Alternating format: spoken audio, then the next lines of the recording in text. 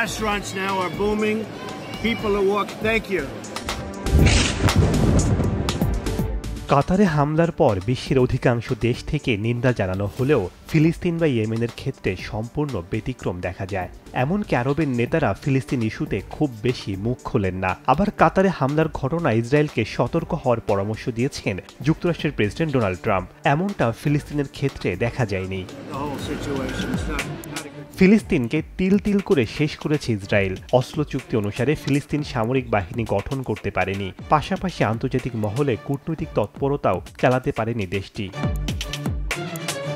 অন্যদিকে ধনী দেশ কাতার যুক্তরাষ্ট্রের সাথে প্রতিরক্ষা চুক্তির পাশাপাশি মার্কিন সামরিক ঘাঁটি রয়েছে দেশটিতে। কাতারের উদেইদ ঘাঁটি থেকে আফগানিস্তানে হামলা চালিয়েছে যুক্তরাষ্ট্র। এছাড়া যুক্তরাজ্য ও ফ্রান্সের সাথেও সামরিক চুক্তি করেছে তারা। যুক্তরাষ্ট্রের সদম্ভ অবস্থান সহ কাতার একটি নিরপেক্ষ দেশ হিসেবে আন্তর্জাতিক দ্বন্দ্ব সংঘাত নিষ্পত্তি করতে মধ্যস্থতার ভূমিকা পালন করে খ্যাতি ও সমালোচনা দুই অর্জন করেছে। সামরিক খাতে বছরে প্রায় $2 বিলিয়ন ব্যয় করে এই দেশ। বিশ্বের 46তম অস্ত্র আমদানিকারক দেশ কাতার। আরবের এই দেশটির রয়েছে তুরস্কের তৈরি F-16 যুদ্ধ বিমান, ফ্রান্সের তৈরি রাফাল, চীনের তৈরি ফাইটার ও অ্যাপাচি হেলিকপ্টার সহ আধুনিক প্রতিরক্ষা সরঞ্জাম। আর সক্রিয় সৈন্য রয়েছে প্রায় 30,000।